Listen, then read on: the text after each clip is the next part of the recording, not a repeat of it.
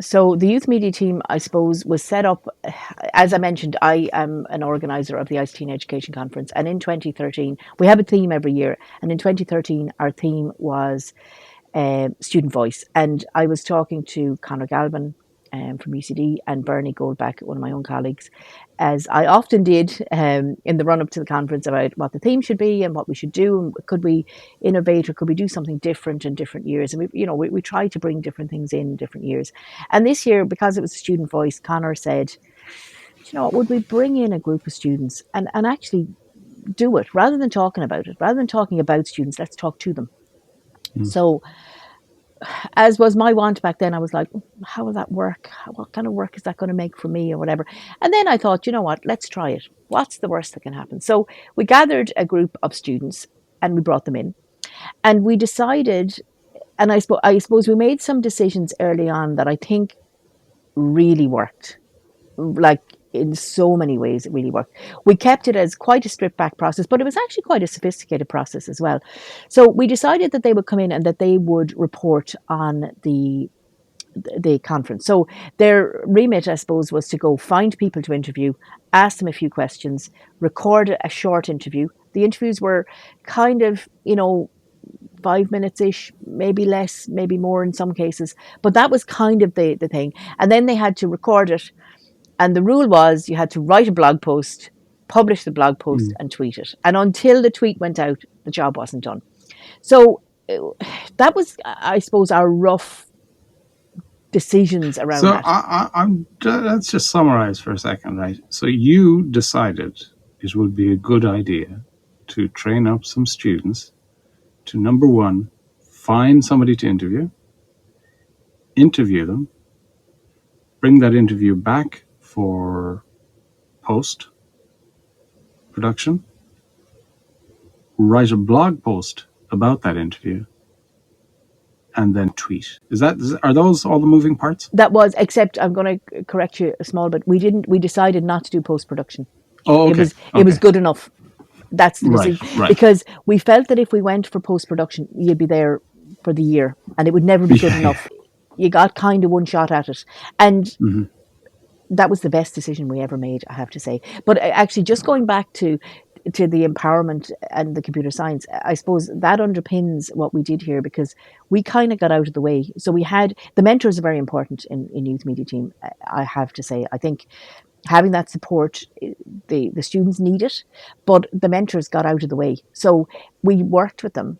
And the way it would normally work, and I suppose we had a process, just going back to, I suppose, the first one, it worked better than any of us could ever have imagined or ever have hoped. I mean, they completely stole the show. I'm not sure were you at the conference that year, but they completely blew everyone out of the water. I mean, they just rocked up in their red t-shirts, and that was another decision. Conor said, let's give them t-shirts of a particular color, and the rule was you couldn't say no to a red t-shirt. So if you were asked for an interview, you couldn't say no. And the red t-shirts back then were red t-shirts from Dunn's. That's what it was. I went out, bought a load of red t-shirts, and they all wore a red t-shirt. But we decided then, because of that success, that we would take them on the road. And I suppose some of the things that we did, we put a process in place. So we had a tent, which we didn't have the first time around.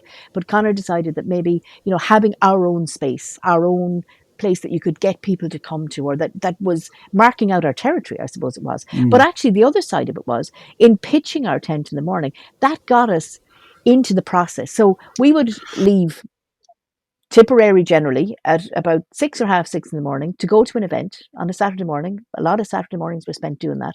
We'd rock up, we'd pitch our tent, but in the pitching of our tent, we'd start chatting about, the event and what we wanted to do, where we wanted to take that day, who we might want to interview. So the process was all tied up together.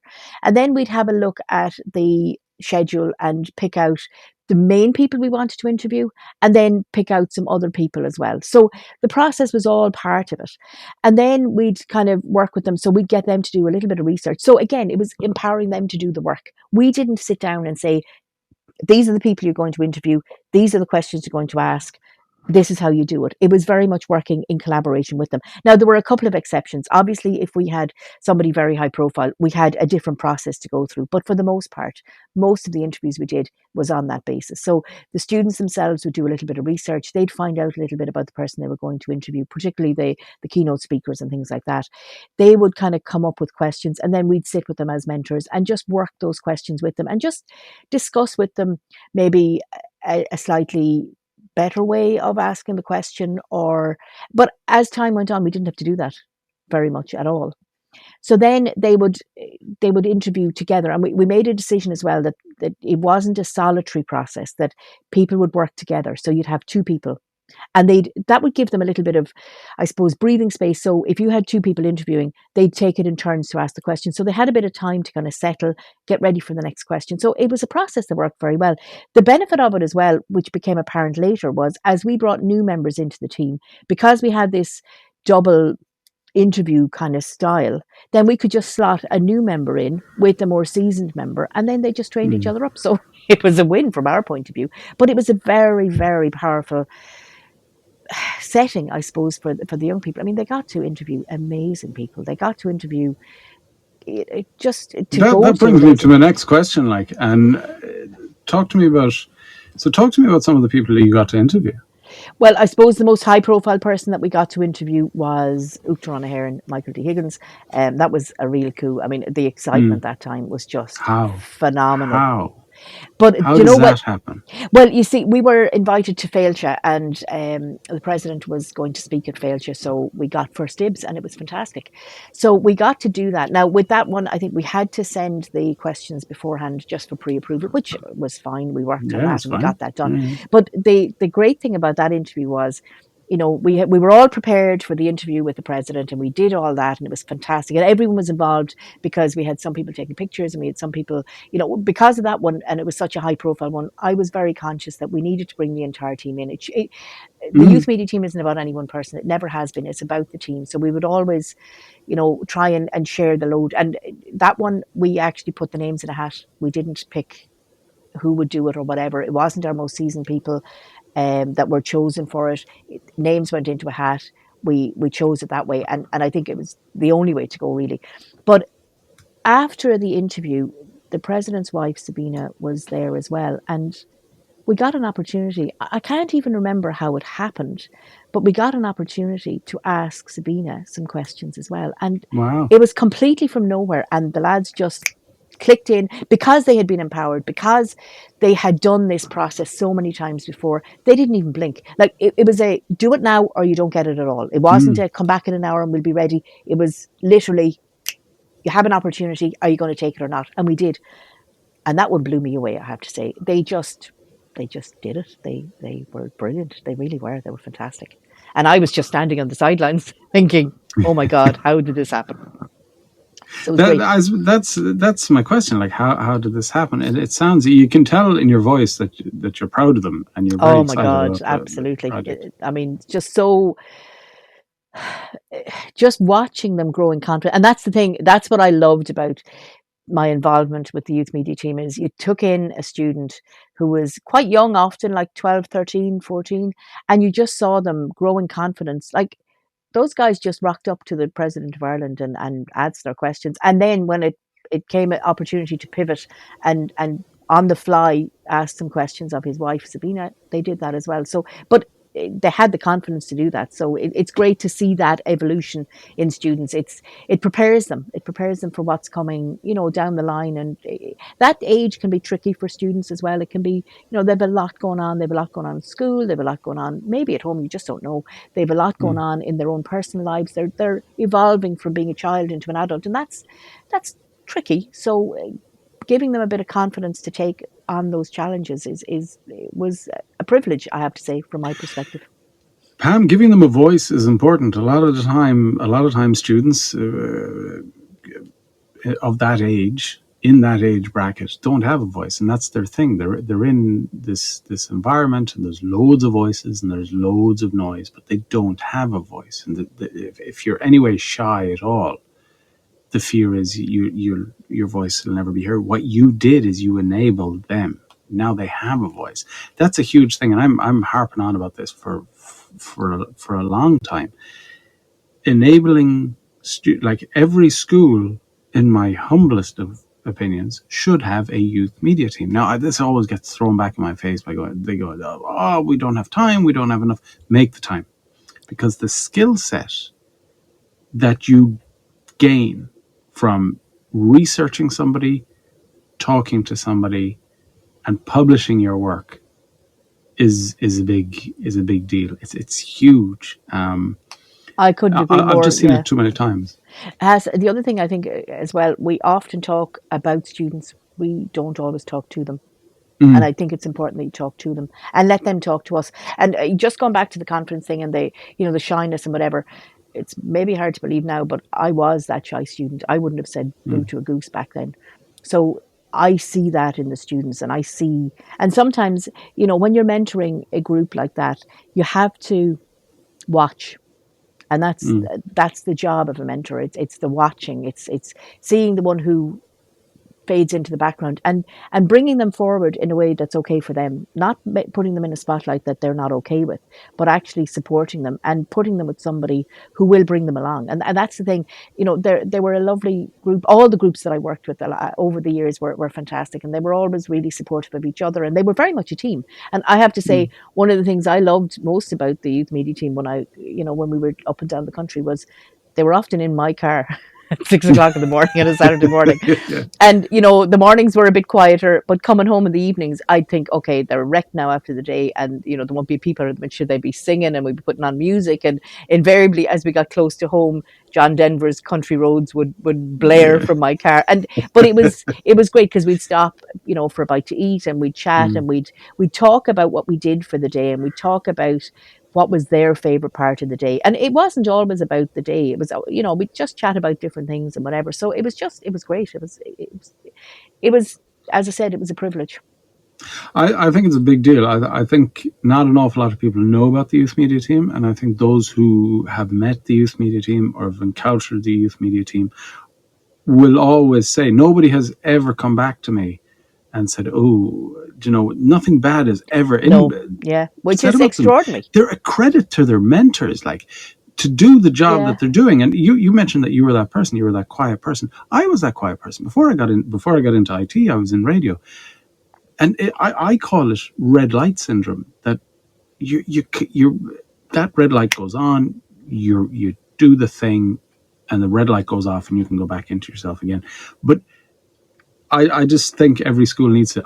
Just that skill set to put yourself out and to know you'll be fine. That's it. And I suppose the other thing to say is, there might be a perception that we had all this kit, this equipment that was amazing. Going to be my next question. Yeah, where did it come from? What is the kit? Bit of sellotape here and there. There wasn't a whole lot. Now, look, we started off with a couple of iPads.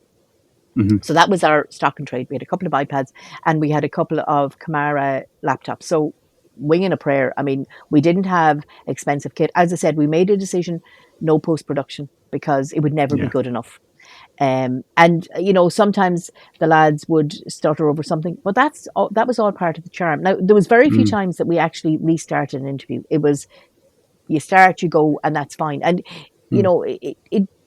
I suppose we took a couple of decisions that made a huge impact on how we evolved, because if we had post-production, it would have taken weeks and months and nothing would have gotten produced. Often when we came out of an event, we might have 10 interviews recorded, published, blog posted and tweeted. So by 5 o'clock when we were leaving, it all had to be done, because otherwise I was going to be spending my weekend getting everything done. So it was very much it's good enough. It's good and it's perfect. But the equipment was more about facilitating rather than getting in the way. And those were the decisions we made, and it was a very important one. So we literally just used apps on the iPad to record. We would then publish those, and they would be published, for the most part, they would go straight live. So there wasn't even an opportunity to listen back or whatever, because there just wasn't the time. But anyway, it was on the fly, and that was the whole beauty of it, was that it was done like that. And then we had the couple of laptops to write up the blog posts on, and that was it. There was a few times when we had a bit, more sophisticated equipment. With Bernie had access to that from the creative multimedia programs in Clonmel, but we generally did it very much stripped back. So any school could do it. It's not about having, thousands of euros worth of equipment. It was about using devices that we already had access to. Yeah, I think there should be more of it. There should be more media studies. There's another side to media studies as well, like the critical thinking. It teaches critical thinking. Sure. But that's a talk for another day. I firmly believe that there should be. It's in the we talk. So let me just bookend the youth media team story. So we talk about all the amazing stuff that's going on in other parts of the world, but we're doing it here. Like, youth media team is a big deal. I don't know anybody else that has put the dedication, the time, and the blood, sweat, and tears into the youth media team like yourself, Bernie, and Connor. And I do want to bring you, the three of you, to talk about the youth media team at a different stage. But look, I said it a million times, I'll say it again. Every school needs a youth media team. You have a website, you have a Twitter account, you have a Facebook account. Get a youth media team. Get them to support it. So we spoke about youth media team. CoderDojo. What, Pam? Because you don't have enough to be doing, so now you're in CoderDojo. Well, How? What? that developed because my children were at an age, I suppose, where I wanted to give them an opportunity to experience coding, and it's not always easy.